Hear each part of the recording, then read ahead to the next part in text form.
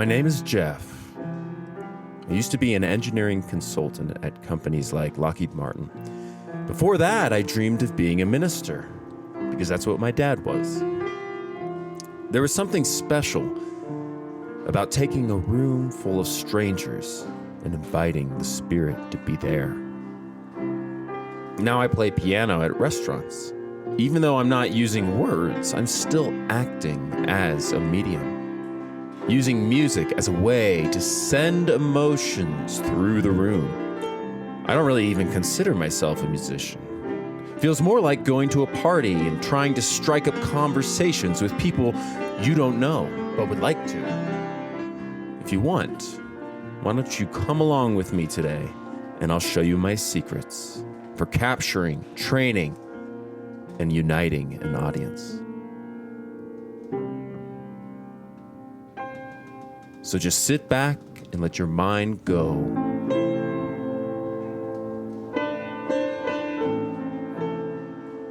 The first song is a handshake. You introduce not only yourself, but the framework from which you're going to work with for the rest of the performance.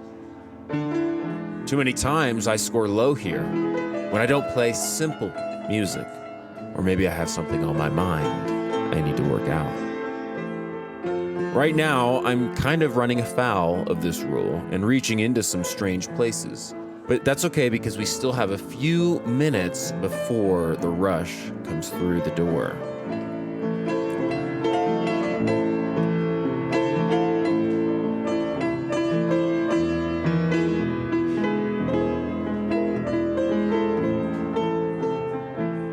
I am doing a good job showing off. And while this isn't always the best strategy to connect with your audience, it can save you if you get backed into a corner where you've lost the audience and need to win them back.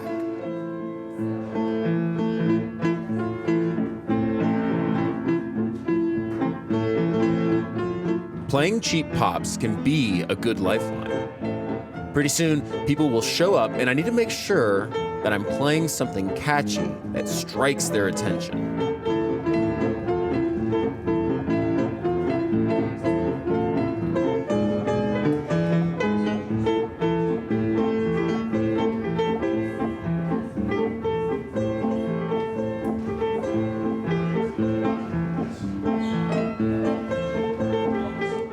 If you continue on listening, you'll probably hear me do this a lot. Change songs, that is. Name that tune can be a fun game, but it can also be a little chaotic. Changing styles lets them know you're adjusting to their mood.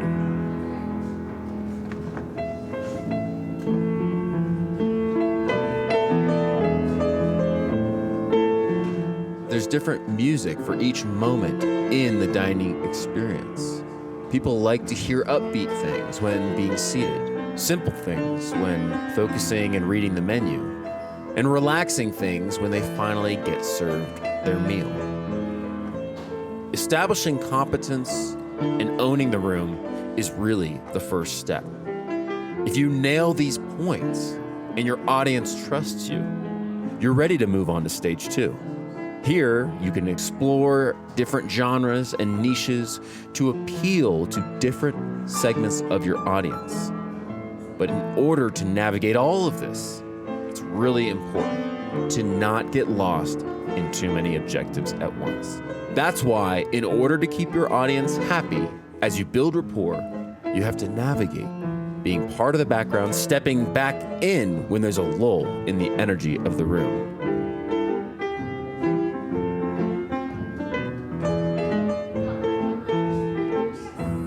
All of this revolves around a term I like to call sound floor. Sound floor is the baseline noise a crowd makes. If you're doing your job well, you can actually raise and lower the volume of the room. This is often the reason you see my hands reach for higher octaves on the keyboard. Those octaves tend to be acoustically unchallenged and can stand out as musical punctuation. Moments which grab the audience.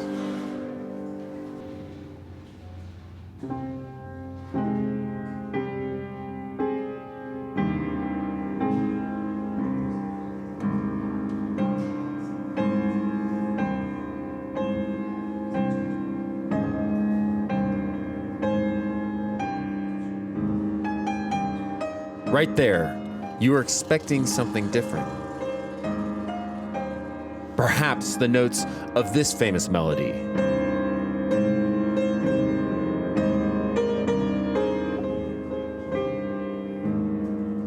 There are melodies hidden in the recesses of the social conscious. Short tags that everyone recognizes whether they remember a song or not. These musical passwords are the performer's ultimate weapon. They let you redirect an audience when you want to make a change.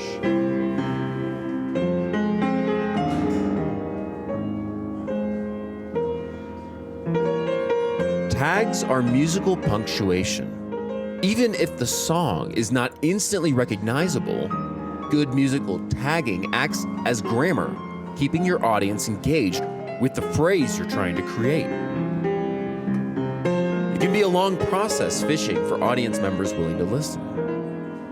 Tags function as landmarks so that even while improvising, building out styles, moods, and genres, the audience still feels attached and within the boundaries to a single musical idea.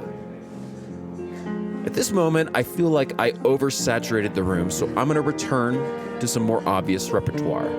But now that people heard these two famous lines from Chopin, they'll be sure to recognize them when I sprinkle them back in, and they'll think I did something very clever.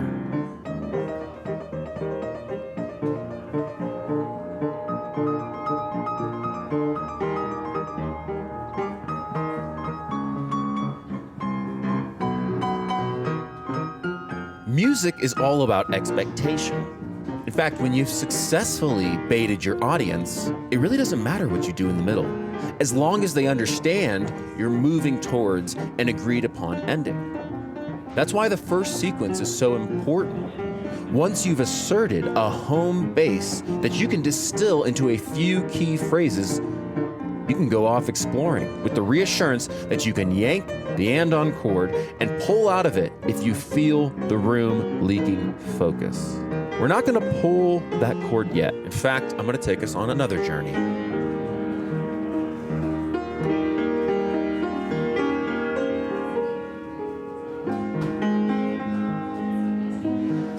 I started my piano bar career playing in nursing homes. I remember this old gentleman because every week he would ask me to play Danny Boy. It ended up becoming our closing song, and every week Wes would cry. I have a lot of these stories where songs perform miracles. It's not uncommon that I'll pick a song I think nobody knows or no one wants to listen to, and believe it or not, someone will come up in tears telling me a story about how that song marked some important memory or some important person in their life. Connecting with your audience in a profound way is your ultimate goal as a performer. And my approach follows three simple steps: building rapport, establishing cues, and looking for opportunities to stop the song and soak into those moments. We build rapport right when people walk in the room, delight them, and demonstrate your listening. Next, searching for cues and hooks. And finally, once you find a framework of repertoire to work from, accelerating or delaying within those expectations to create moments of high sensation.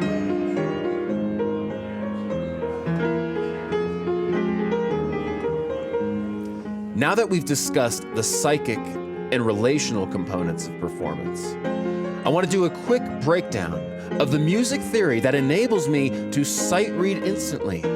Lots of pianists rely on sheet music and are baffled when I can listen to a song I've never heard and reproduce it on the spot. People will mistake playing by ear by what is actually a cerebral process of anticipating musical patterns. So in the next section, I'm going to explain a basic concept that will enable you to fake almost any song. Musical patterns are known as cadences, and they are always finding their way back to the root note. The algorithm you see me using here is moving in intervals of 5 to get back to the tonic.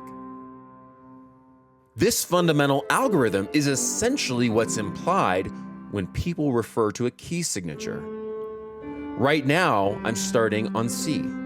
If someone asks me to play a song in C, I listen first for any strange chords in the song, and if I know where to place them, I can use this algorithm to wrap the rest of the key signature around those chords so it sounds like I know the song even though I don't. There are many cadences that make up the soul of your favorite songs. Being able to recognize songs by their cadence means that you can glue songs together that people never realize were related. Lots of times, I'll get bored of a song while I'm playing and will defect into the cadence until I find a new pocket in that key signature leading to an entirely different song.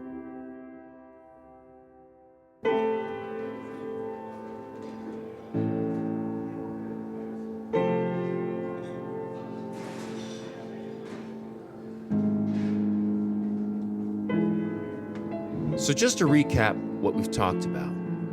We talked about beginning with a handshake and slowly branching out. We know how to take requests, how to cue changes, and how to adjust your dynamics by listening to the room.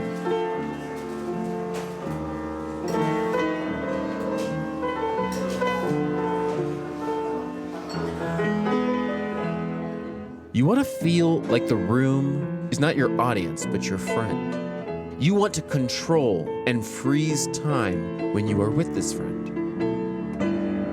And that brings me to the last thing I want to say, repetition. Repetition is our best friend.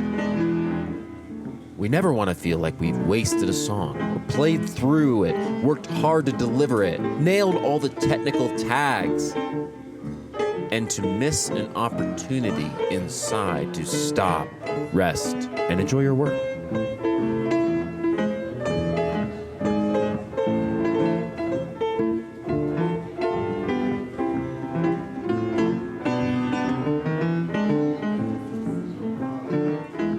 And yeah, it's sometimes painful when the room refuses to go into that process. It can stir up emotions of anger in the performer. And this, by the expert, can be used to double down on your technique. Perhaps your soak becomes a waterfall. So whatever you deliver, both you and your audience take the plunge, and you never know what kind of party you are in store for.